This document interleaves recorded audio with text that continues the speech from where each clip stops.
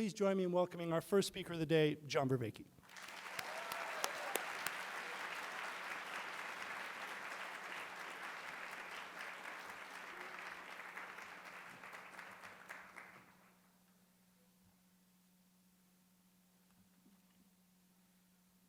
Thank you, everyone, and it's always a great pleasure to be here. This is such a fun conference. It's this interesting mixture, right? It's really academically interesting, but I find it the most playful conference I get to attend. There's a lot more engagement and interest and exploration, so it's just a lot of fun, and I need more fun, so it's good to be here. All right, so I want to also give credit where credit is due. I'm going to be talking about work, a lot of ideas, and a lot of those ideas were done in work that I did with Leo Ferraro, also with Richard Wu and Anderson Todd, who of course is here today. So what do I want to talk about? I want to try and first start by exploring the idea of why do altered states of consciousness often have so much significance and affect associated with them, and why do we pursue them? Why do we induce them? What's going on there? And I think in some sense we find altered states of consciousness rewarding. And then typically when things are rewarding for us, kind of universally rewarding, then they're natural to us in some way, and they're functional in some way. They have some adaptive function. And I want to try and get into the functionality of altered states of consciousness. We tend to talk a lot about the phenomenology, and I'll talk a bit about that, but I want to get more into the functionality of them. And in order to do that, I think we have to start talking about the functionality of consciousness, which is like, oh my God, because this is one of the hard problems. They're like one of the hardest problems in cognitive science. I mean, it's amazing to you, eh? What would you give up for your consciousness if I told you you can have like $1 billion and all the sexual experiences you want and wealth and power, you just don't get to be conscious of it? Would you take that deal? But if I ask you, what does your consciousness do? What does it do? Because most of your behavior is being run unconsciously. So what does your consciousness do? I mean, it looks like it's just hanging around waiting for work. Well, what I want to try and do is talk a little bit about that, and I'm going to try and talk about the function of consciousness, and not that much about the nature of consciousness, which is called the hard problem, because it's called the hard problem because it's hard, and I don't think we have time to tackle it. And I want to concentrate on some of the current most important theories of the function of consciousness, neuroscientific and cognitive scientific and psychological theories of the function of consciousness. Not because I think they're comprehensively right, but I'm intrigued by the fact that they seem to be converging on a consensus as to at least one of the central functions of consciousness. So the first of those theories of consciousness is called the global workspace theory.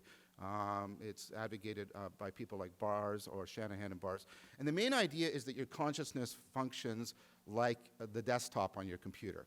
Most of the files, right, aren't on your desktop, and that corresponds to most of your processing is going on unconsciously. And what happens in consciousness is those files are accessed like they're accessed by your desktop, and you can access files and hold them together and manipulate them and do interesting things with them.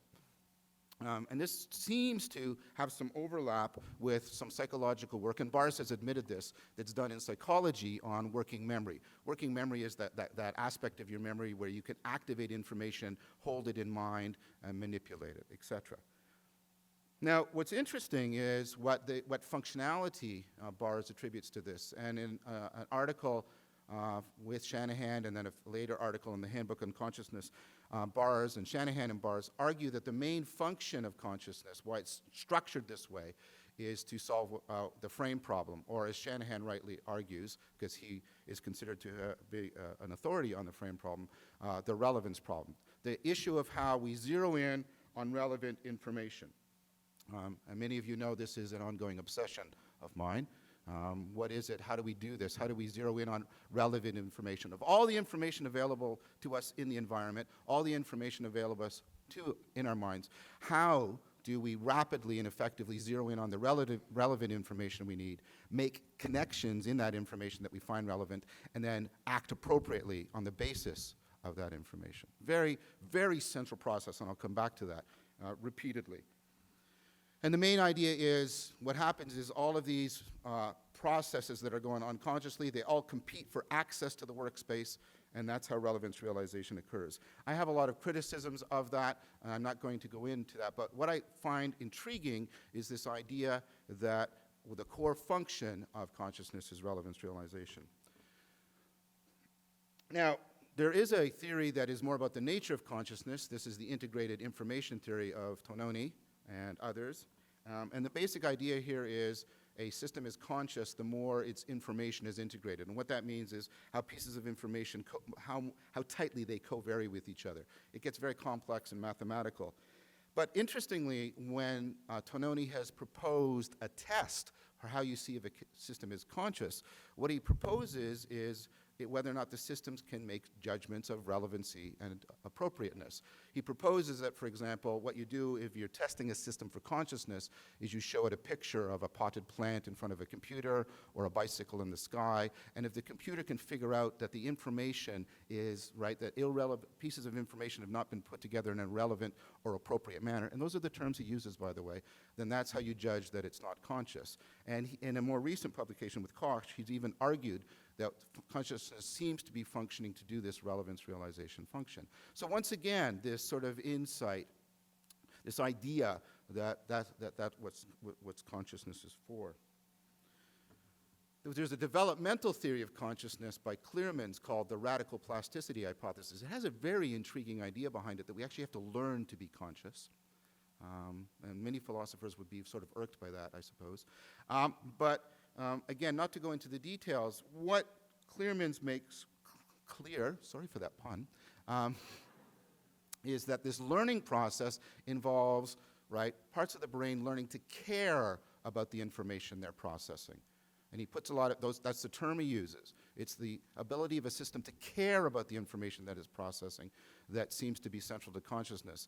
And in this, he echoes the neuroscientist Montague, who has also argued that what distinguishes us from computers is that we care about the information that we're processing. We find certain information important, relevant, salient to us, and our processing is governed by those judgments of relevance and salience. So once again, consciousness is functioning in terms of relevance realization. Finally, the frontal parietal theory of people like Bohr and Seth that say that consciousness has to do a lot with the functioning of the frontal cortex, again, has to do with, and they talk about judgments of zeroing in on relevant information, chunking it, managing it, and they again point to consciousness having to do with this ability to realize relevance.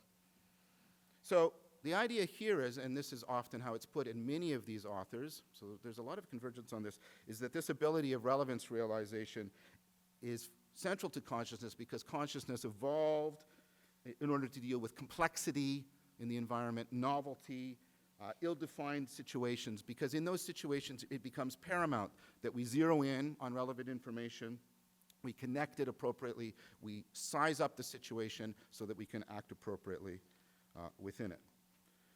And I'm not going to argue this before because I argued it at a previous Mind Matters conference, the UTISM conference, publications. I talk about it in my sleep, right? Relevance realization is central to your cognitive agency. You need to be able to do relevance realization, to do problem solving, to categorize, to communicate, to engage in basic actions. That's Dennett's famous example of the robot. And in that sense, relevance realization is central to your intelligence. It's just central to your intelligence. And philosophers like Christopher Cherniak have argued this when he talks about the finitary predicament. We have very finite resources, very finite time, and yet we have to deal with an overwhelming amount of information, and he emphasizes relevance realization. The psychologist Keith Stanovich has argued similarly. He does some of the most important recent work on intelligence and its relationship to rationality. And he has argued that the core of intelligence is to do what he calls our ability to deal with computational limitations. Our brains are computationally limited. They have to deal with overwhelming amounts of information. And intelligence is that ability to zero in on relevant information. Work that I did with Leo Ferraro in 2013, we argued that you can see a lot of psychometric tests for intelligence, categorization tests and pattern completion, et cetera, as tests of relevance realization. Finally, there are important connections between intelligence, measures of intelligence, and working memory. And I've already pointed out to you, a la bars, that there's a lot of connection between working memory and consciousness. There's a lot of connections between measures of intelligence and measures of working memory. And some of you know that Lynn Hasher, for example, has done quite a bit of work arguing that working memory isn't just a container, but is a higher order relevance filter. So we're seeing connections between intelligence, consciousness, and relevance realization. As many of you know, I think there's important connections between relevance realization and insight. Insight is that phenomena when you have framed a problem in a particular way, you've made judgments as to what is salient or relevant, and then that affects how you try to solve the problem. My perennially favorite example is the 9-dot problem. You knew I would talk about it, okay, in which you have to join all 9 dots with 4 straight lines. The problem is people try to make a square or a box, and then that prevents them from solving the problem, and you have to break outside of the box. You have to break that framing. You have to alter, you have to significantly restructure your judgments as to what you find relevant and salient in order to solve the problem. And that tells us that the relevance realization is recursive, it is self-organizing, it is self-corrected, it is self-interested, it is interested in itself, if I can put it that way. What's also important about insight, right, is if we use this language, and it's telling, right? We talk about a flash of insight, because in insight, in that restructuring, in that realizing of relevance, there's a phenomenological alteration in consciousness, right? People experience it something like a flash. There's super salience. The salience landscape is changed. People talk about it, right, as a significant alteration of consciousness. It's so much so, by the way, that if you give people insight problems and come in and turn a lamp on around them and create a flash of light, that will actually improve their ability to solve insight problems. Alterations of states of consciousness and insight are deeply linked together. And I'm going to return to that. So, relevance realization, right? In insight, we can see it. We can see intelligence intersecting with an altered state of consciousness. That's what's going on in insight. We can see the intelligence aspects of relevance realization and the consciousness intersecting in that flash of insight. So the fact that relevance realization is recursive, it's self-organizing, it's layered, it can go through spontaneous restructuring that has an impact on consciousness. This helps tell us something about what consciousness is doing. And I'm borrowing a term here now from Ramachandran that links this phenomenology and the functionality together. What consciousness is doing for us is projecting a salience landscape, right? What's happening is certain things are standing out for you now as more salient. I hope I am, right? And other things are, right, have much less of a salience profile for you, like perhaps the walls and the seat, until I mention them, of course. Your left big toe is probably not very salient to you. Now it is, of course, right? And so your salience landscape is constantly being projected, and it's constantly shifting and flowing. And what's really intriguing is the relationship within consciousness between your salience landscape and attention, because your salience landscape draws your attention. You're drawn to what's salient to you. Your attention goes there. But on the other hand, you can direct your attention, like I just did with your left big toe, and that alters its salience. So what's happening in consciousness is the salience landscape and attention are in this self-organizing relationship, where the salience landscape is shaping attention, and attention is shaping the salience landscape. And as I've argued, that affords both intelligence and insight. I think it affords something else that's really important. It affords perspectival knowing, another kind of knowing. We're very familiar with propositional knowing. Propositional knowing is we're all the children of Descartes, right? And we come to think that that's the epitome of knowing. Propositional knowing is knowing that something is the case, knowing that Australia is both a country and a continent. That's propositional knowing. There's also procedural knowing. Procedural knowing is knowing how to do something, knowing how to catch a baseball. And that's different from knowing the facts about a baseball. The baseball's round and white. Knowing how to catch it is different. But in addition to that, there's perspectival knowing. This is knowing what it is like to be someone, what it is like to take a particular role. It's knowing how to do the following: immerse yourself in a particular landscape, to project that salience landscape and immerse yourself in it. Right now, I know what it's like to be a speaker at a conference. Right? And notice how you can do this. You can do all three. I can ask you, tell me some facts about a baseball. Do you know how to catch a baseball? But you can do this third thing. Imagine what it's like to be a baseball. To take the salience landscape of a baseball arcing after it's been hit and come off the bat. You can do that. And that perspectival knowing is really important. Propositional knowledge gives us rule following, and procedural knowledge gives us routines that we follow. But perspectival knowledge gives us role following. It gives us our fundamental roles and how we interact with the world and how we carve out some of our basic cognitive identity and agency. So, what I'm suggesting to you, and I do not mean this to be exhaustive, but consciousness is an active affordance, and so I'm going to abbreviate that with the metaphorical term field. Consciousness is an active affordance, a field of intelligent insight and perspective taking, and in which that intelligence machinery, the insight machinery, and the perspectival machinery are all mutually supporting and mutually developing together. So, given that rather rapid dash through the functionality of consciousness, which is like, I'm going to explain God to you in 5 minutes or something like that, right? Well, I want to talk about altered states of consciousness, the ones that David alluded to, right, and their functionality. So think about first, let's go back to the flash of insight, and there is something happening there. Let's think about something that's related to that and can be extended, right? And this is the flow experience, talked about by Csikszentmihalyi. So think about the flow experience, a typical situation that engenders it, rock climbing.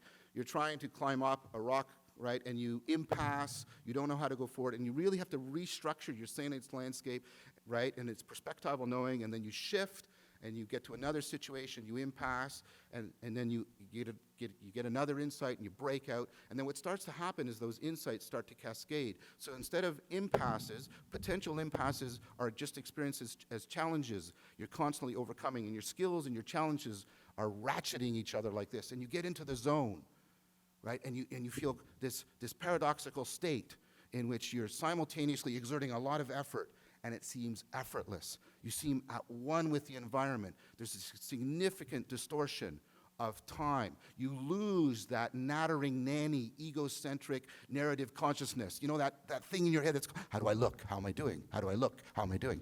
That goes away. That goes away, right? And you feel resonant with your environment, and there's this super salience. Everything is glowing and vibrant, and it's deeply meaningful. It's deeply meaningful such that people tend to evaluate the goodness of their life in terms of how often they flow within it. So this is definitely an altered state of consciousness. It has a lot of features that we find in altered states of consciousness, and it's natural and it's universal. That's one of the points that Csikszentmihalyi has made in his work. And what I've tried to argue, and this is some of the current work that's in publication with Leo, is that flow is a highly adaptive process. There's a reason why evolution makes it so rewarding to us. It's optimal. I mean, it is such a rewarding experience. How else do you explain rock climbing? It's absurd behavior, right? What am I going to do? I'm going to climb up this rock. It's exerting and horrible, and I'm going to hurt myself. And when I get to the top, I'm going to come back down. It sounds like a Greek torment, right? You roll up the rock, you rock climb, right? It's because it induces flow, and flow is optimal. It's not only that we enjoy it so much, and it's not the same thing as pleasure, by the way. That's very clear in the research. We enjoy it so much because it's so rewarded. It's optimal in the second sense. It is highly functioning. Training that insight cascade in connection with a causal interaction with the environment is deeply adaptive. That's going to really improve your cognitive agency. So I've stretched insight into a very natural and spontaneous and significant altered state of consciousness, the flow state. And I want to try and build on that analogy. I want to suggest this to you, that Altered states of consciousness are analogous to insight, but at a higher order. And what do I mean by that? Insight is a restructuring within the field of consciousness. I'm going to suggest to you that altered states of consciousness are a restructuring of the field of consciousness. Insight is a transformation in our performance, how we're trying to do a particular thing, solve a particular problem. Altered states of consciousness are a transformation in our competence, not just what we're doing, but what we're capable of doing. It's a much more fundamental transformation. A qualitative change, a developmental change is available to us. Okay, let's try and gather this back together. The main functional role of consciousness, right, I'm trying to argue, is a higher order, dynamically recursive relevance realization that is for dealing with complexity, novelty, ill-definedness. What I'm suggesting to you is that consciousness makes a salience landscape that flows over the contours of a changing environment. And if you'll allow me a metaphor, you should occasionally, right? In altered states of consciousness, this fluidity is altered. The viscosity of consciousness changes. That's what I'm trying to get at with the change in the competence.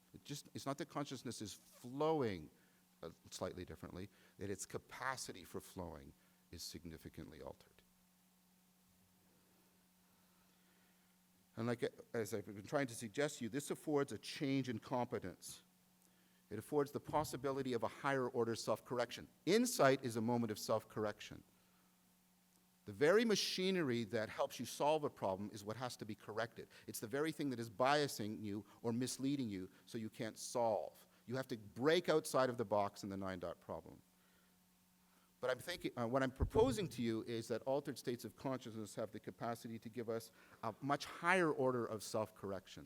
And of course, we fundamentally need self-correction because, again, the relevance realization processes that are so adaptive, so central to our adaptivity, are the very ones that also box us in the 9-dot problem, that bias us in the wrong way. And so that's why we have to tap into the fact that relevance realization is inherently self-correcting. Now, if we're talking about self-correction at this more fundamental level, I think I've tried to give, and that has the potential to overcome a more fundamental kind of self-deception, I think I've given you a way of appropriating or understanding the term self-transcendence. Right? In self-transcendence, we're getting a much more fundamental competence level self-correction in our fundamental processing of relevance realization, how we frame problems, how we create our cognitive agency. In an altered state of consciousness, you're not reframing a problem, you're transframing. That's a neologism on my part, trying to integrate notions of reframing and transcendence. You're transframing your problem-solving ability. It's not a restructuring of this or that problem, but a fundamental restructuring of the competence of our cognitive agency. We're modifying not a problem or trying to achieve a particular goal. We're modifying the machinery of our intelligence, our insight, and our perspective generation. And that is a tremendous power, and we've got increasing evidence about this kind of fundamental level change. So there's a lot of work coming out of the Griffiths lab right now that is really important about this. They're obtaining work, for example, that if you induce a powerful altered state of consciousness, usually with psychotropic drugs, that you can get, right, effective treatment and alleviation for treatment-resistant depression and treatment-resistant addiction. One of the most interesting set of experiences coming out of the Griffiths lab has to do with inducing mystical experiences, these kinds of experiences in which self-transcendence is a fundamental feature of the altered state of consciousness. What you do is you give people psilocybin, and you've tutored them ahead of time about what a mystical experience is, and you find the subpopulation that has a mystical experience. And two things have come out of this. People, even 5 years after the experiment, rate those mystical experiences as some of the most significant that they've ever had. They subjectively experience it as a fundamental change. Of course, our subjectivity can be misleading. Is there anything objective that correlates with this? And the answer is yes. What they have evidence for is a long-standing, potentially permanent increase in the psychological factor of openness, one of the big five.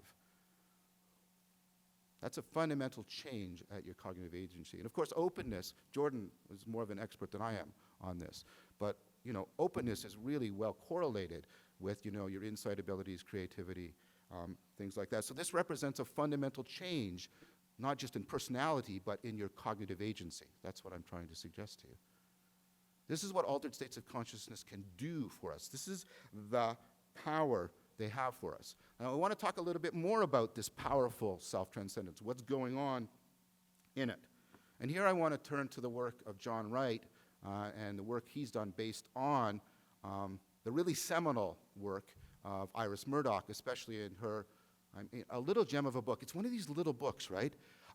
As I'm getting older, I guess death is approaching or something, I'm getting more and more impressed by little books. It used to be, you read Hegel and, oh my God, right? Now it's these little thin books that they're like these swords that go through, right? And it's right? I highly recommend The Sovereignty of the Good to you. Your life will be more valuable to you if you've read it. That was a joke. Okay, now Murdoch does a lot in there, and she talks a lot about a particular situation. And let me go the situation, then Wright does a lot of work on it. And so Murdoch talks about this situation in which you have a mother-in-law and she has a daughter-in-law. And she thinks of the daughter-in-law as sort of like coarse and crude and loud. It's like, my son married beneath himself, right? But then one day, in a spontaneous fashion, she has this insight that, her daughter really isn't coarse. She's really sort of grounded. And she isn't crude, right? She's really direct and sincere. And she isn't loud. She's boisterous and vivacious. So it's this restructuring. Now, if it was just that, we would call it an insight. But Murdoch takes it farther. She says, well, what happens is the mother doesn't just realize something different about the daughter-in-law. The insight, if I can put it this way, is bidirectional. It's not only an insight into the daughter-in-law, right? The mother-in-law has an insight into her very competence.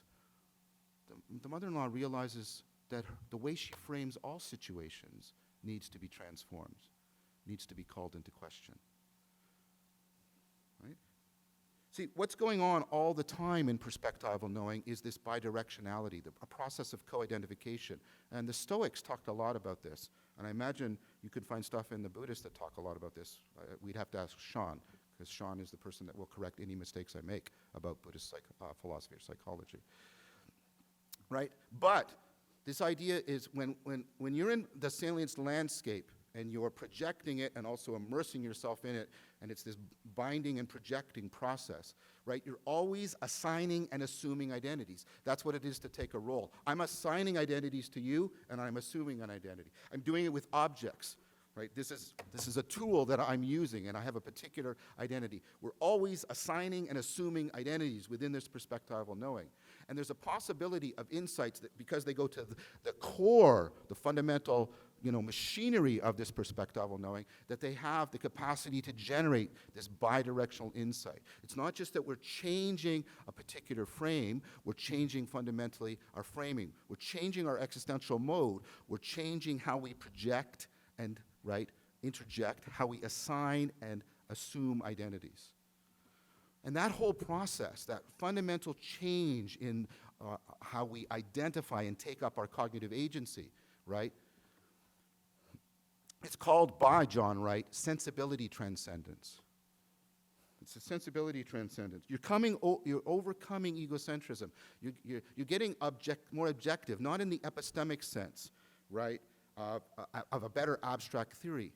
But what's happening is what the mother-in-law is getting is a more virtuous interaction with the daughter-in-law, a more just giving of attention, a more appropriate responsiveness to her daughter-in-law. So that sensibility transcendence already, and this is the point made in The Sovereignty of Good by Murdoch, it has a normative aspect to us. It starts to teach us how better to direct our attention, how better to assign and assume identities, how better to act appropriately in our environment. So, that's a significant developmental change, right? It's a significant developmental change.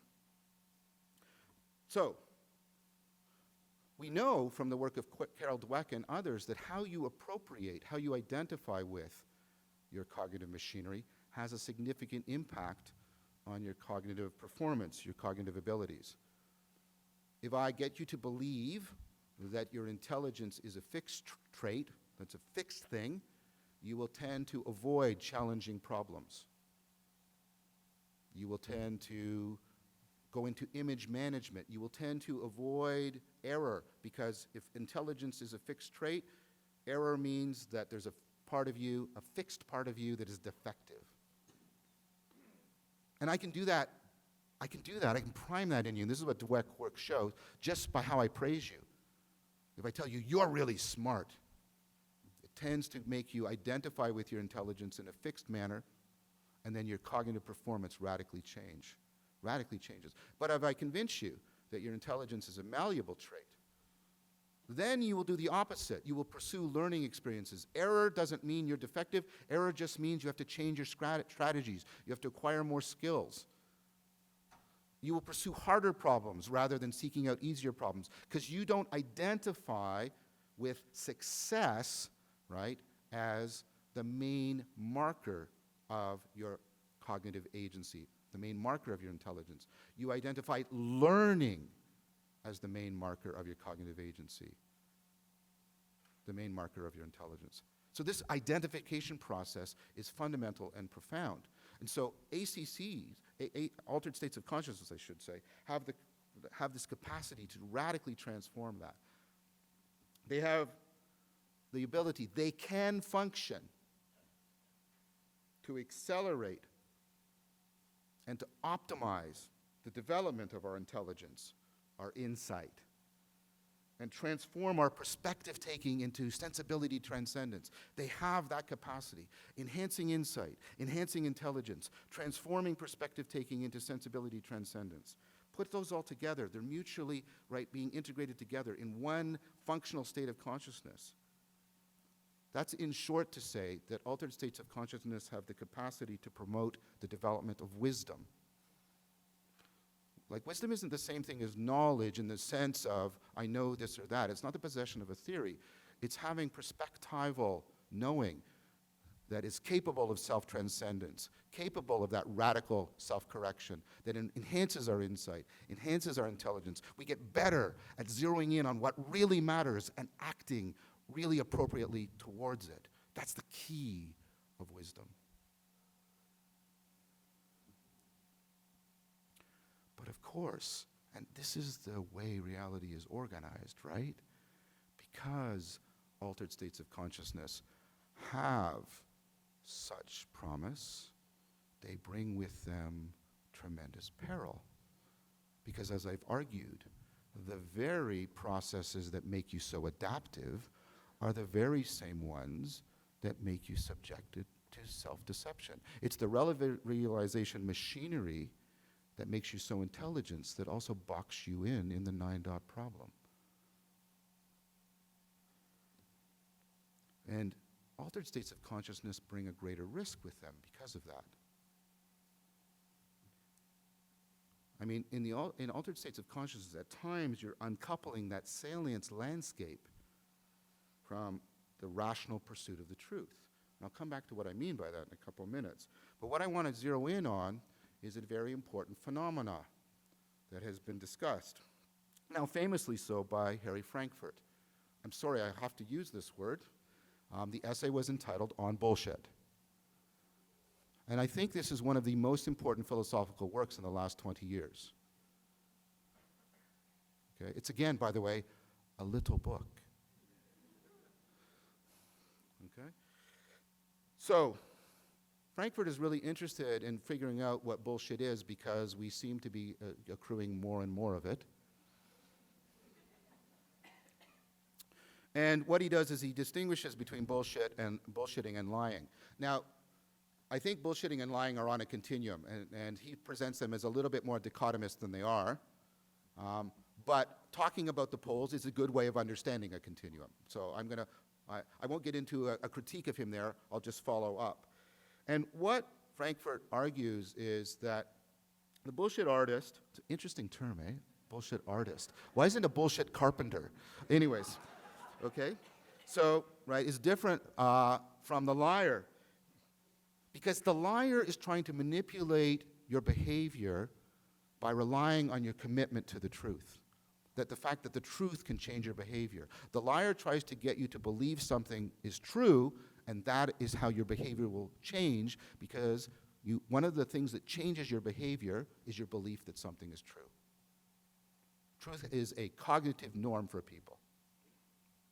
In contrast, the bullshit artist doesn't do that. The bullshit artist relies on something else that's cognitively important for your behavior, something I've been mentioning throughout this talk. How salient you find information to be, which is different from how true it is. Right?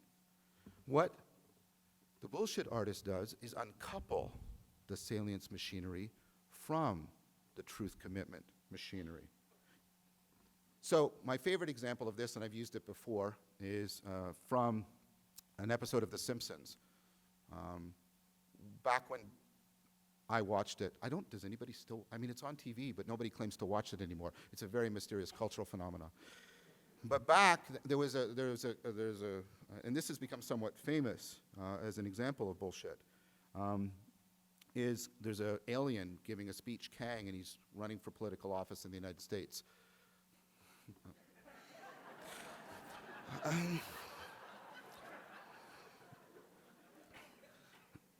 And right, and he gives the following speech. He says, "My fellow Americans, when I was young, I dreamt of being a baseball, but now we must move forward, not backwards, upwards, not forward, twirling, twirling towards freedom." And like you get this sort of rush, you go, and all this salient stuff, and you get this like it's a cascade, right? It's like it's a pseudo insight cascade. You get one moment of salience priming the next, and you, and nothing has been said. Right? Nothing has been said. We have the tremendous capacity to do that because, like, salience is directly affected by your attention, and you have control over your attention. You can alter salience by how you direct attention. You don't have the same direct control over your beliefs. You don't. Pick a belief you'd like to have, that everybody loves you. Believe it. Do it now. You can imagine it, but belief doesn't work that way. But because salience is wrapped up with attention, and what you can do is you can direct your attention and change your salience, which then calls your attention more that way, which directs you, and that can become a self-reinforcing process. Now, why is this so important? Why am I going on about this? Because I think, and this isn't something Frankfurt said, this is something I think was implied, but he didn't pick up on, right? Self-deception.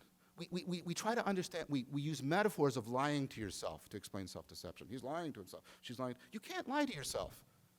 It doesn't make any sense. Like, I'm going to tell John something he doesn't believe.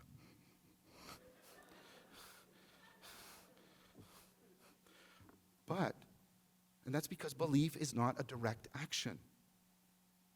But you can bullshit yourself. At the heart, what I'm arguing is what's at the heart of self-deception is your capacity for bullshitting yourself. The way in which attention and salience are in that self-organizing process, the very thing that makes them so adaptive, makes you susceptible to that salience rush that we find in bullshitting. That self-fulfilling prophecy that can take on a life of its own and suck life from you. Damage your cognitive agency. Undermine it in powerful ways. In bullshitting, we're not tapping into our commitment to the truth. We're acquiescing in a salience rush. That means altered states of consciousness are particularly dangerous because of their supersalience, because of the salience rush found within them. And this sounds like a contradiction, but I tried to make an argument all the way through. The very features that make altered states of consciousness, the affordance of wisdom, make them also potentially the engine of folly, self-destructive, self-deceptive patterns of behavior. They're two sides of the same coin. The adaptive, dynamical self-organization of the salience landscape is also what makes us susceptible to self-deceptive, self-destructive patterns of behavior. So, altered states of consciousness carry with them both great promise and great peril in an inseparable fashion. And where there is great promise and great peril, we should take great care.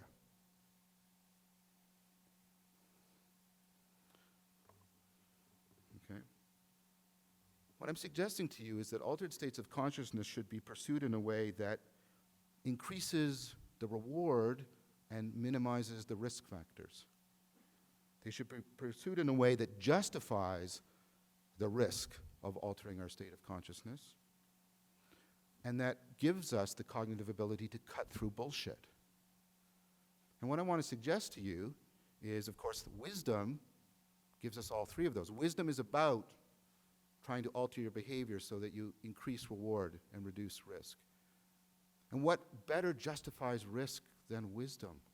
What else most contributes to how meaningful your life is than wisdom? Who doesn't want to reduce foolishness? And finally, of course, the best antidote to bullshit, and one way of defining what wisdom is wisdom. Wisdom is the ability to cut through bullshit. It is the ability to overcome self-deception. Wisdom isn't like knowledge. Knowledge is about overcoming ignorance. Wisdom is about overcoming foolishness. And that's a different thing, right? That's a different thing. So, we should bring good judgment to bear on the altered states of consciousness we pursue. I want to say something right now, and it's a digression, so if I could, I'd stand to the side. Okay? Because this is something you might think I'm implying, and I'm not. I do not think that government should be prohibiting substances. We have overwhelming research that does nothing. Billions of dollars are wasted, and it just shovels money into organized crime. I am not talking about that.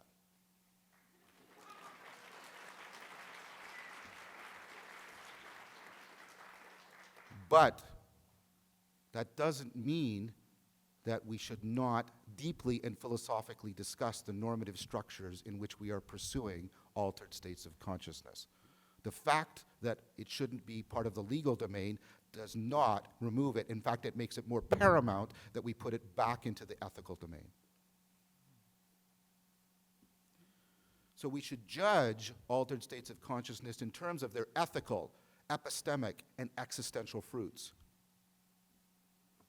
We should bring them under the canon of rationality. And rationality is ultimately about reliability. What is a reliable technique for achieving the goal you want? Rationality isn't just logic. Reliable is, if I have this goal, what is the most reliable method for achieving it? That's what rationality is. We should be judging our altered states, right? Is an altered state of consciousness reliable for helping to deal with the fact that I can have perspectival narrowness? I can be egocentric. Does an altered state of consciousness do what Murdoch argued? Does it help me break out of that egocentrism? Does it help afford the inculcation of sensibility transcendence? Does an altered state of consciousness help existentially? What's the problem with perspectival knowing in an existential sense? The problem with our perspectival knowing is Jordan and I talked about this in a recent Mind Masters, right? Our perspectival knowing, our perspectives can be clash with each other. They can be incoherent. I mean, sometimes you can step back and think about the cosmic perspective, and it makes the perspective of your own life seem insignificant or absurd. But there are altered states of consciousness that can alleviate that absurdity. Spinoza talks about it. He talks about scientia intuitiva, an altered state of consciousness produced, by the way, through intense rational reasoning. And in scientia intuitiva, you see the whole in each part, and you see the part in each whole, and that alleviates the absurdity generated by the perspectival clash. You should be judging altered states of consciousness in terms of their epistemic reliability. Do they reliably alleviate or help to ameliorate the way in which our perspectival knowing can be self-destructive, self-defeating? Do they help us to overcome self-deception? And are the altered states of consciousness bringing those about in a mutually supporting fashion? Are the ethical, epistemic, and existential fruits mutually supporting each other? This is what we should be asking.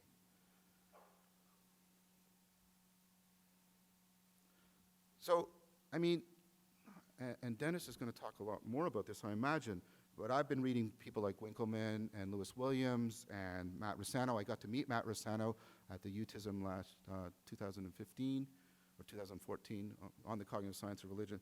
And they're basically making very similar arguments that a crucial point in cognitive evolution was afforded by the appropriation of induced altered states of consciousness. So Matt Rossano argues for this, and so does Lewis Williams, and I forget Winckelmann's first name, I'm sorry. And what's this period we're talking about? We're talking about the Upper Paleolithic Transition around 40,000 BCE, where you get this sort of significant increase in human cognitive agency and functionality. And it doesn't seem to be driven by a biological change, because we had been sort of anatomically stable for 150,000 years. And what's going on in the Upper Paleolithic Transition, you get explosion in different tool types that are being made, and different material. Bone is being used instead of stone. And you get the first significant projectile weapons and the use of atlatls and things like that. You get the first calendars being made. You have musical instruments being made. You have the first representational art.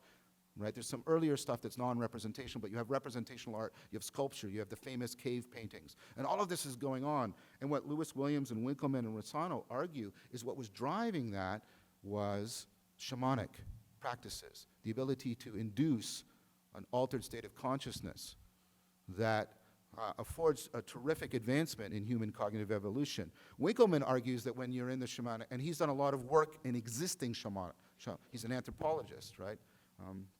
He sort of wrote the book on shamanism in some sense. And what he argues happens is when you alter that state of consciousness, what happens is you get what he calls cross-modular integration. Parts of the brain that previously didn't talk to each other can talk to each other. It's like, go back to bars. You alter your desktop, and files that normally don't talk or integrate can talk and integrate to each other. And what does that give you? That gives you an explosion in how metaphorical you can think, how analogously you can think. And that affords a tremendous increase in your problem-solving capacity. Matt Rossano argues that the shamanic trance, he argues that it's an early form of mindfulness practice. He's got this really nice article entitled, "Did Meditating Make Us Human?" And I recommend his book. It's a thin book called Supernatural Selection, right? And the argument is there that these kinds of practices, the kinds of stuff that's going on in shamanism, right, seems to, we seem to have some evidence that it can alter working memory capacity, that relevance realization machinery. Nelson, in a book called The Spiritual Doorway in the Brain, don't read that title the wrong way. He's pretty much a hard neuroscientist, right? But he argues that in the shamanic state, you get a co-activation of two networks, the task-focused network, the default network. You get something very analogous to lucid dreaming. And we have evidence that if you lucid dream more, you will be a better insight problem solver. So the idea is that, right, there was a sapiential alignment of an altered state of consciousness in shamanic practices.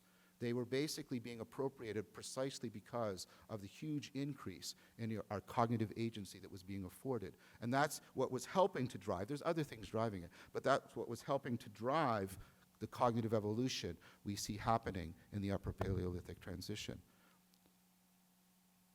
So early on, you see that context that I'm advocating for. and how fundamental it was, not even for individual development, but for our development as a species. So what am I sort of recommending? What am I trying to put together? I'm trying to say we need to shift attention from the phenomenological weirdness of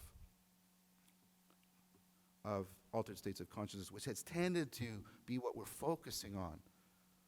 I think we need to shift attention to the functionality of altered states of consciousness and the attendant normativity that goes with functionality. Because whenever you talk about function, you're invoking a norm.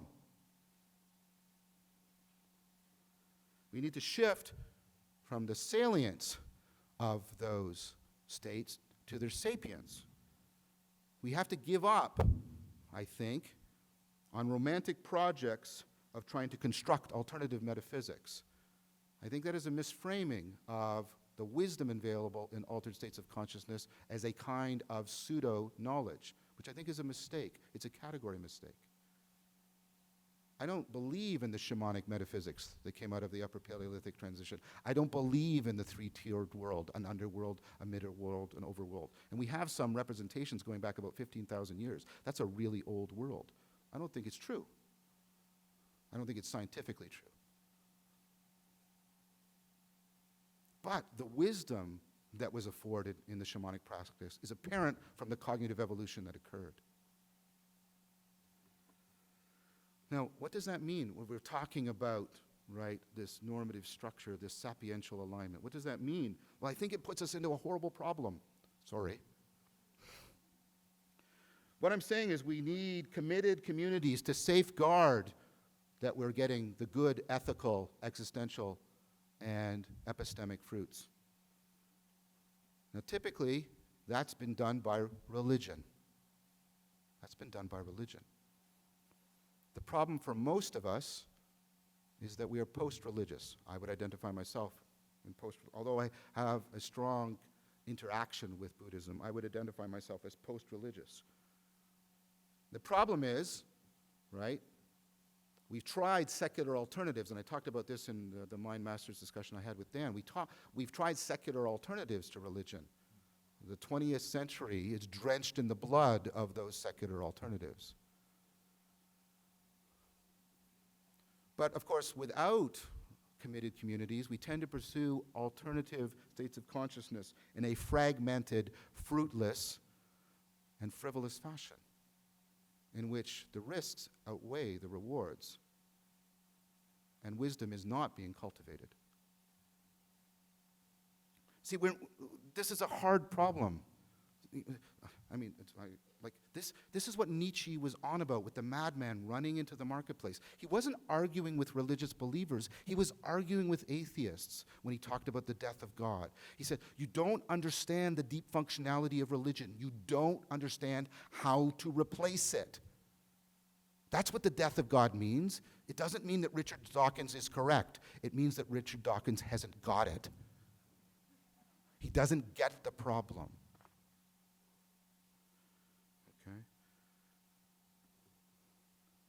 This problem that I'm putting my finger on, this is what I talk about in this is the meaning crisis of modernity. And we shouldn't be using altered states of consciousness as an escape from that meaning crisis.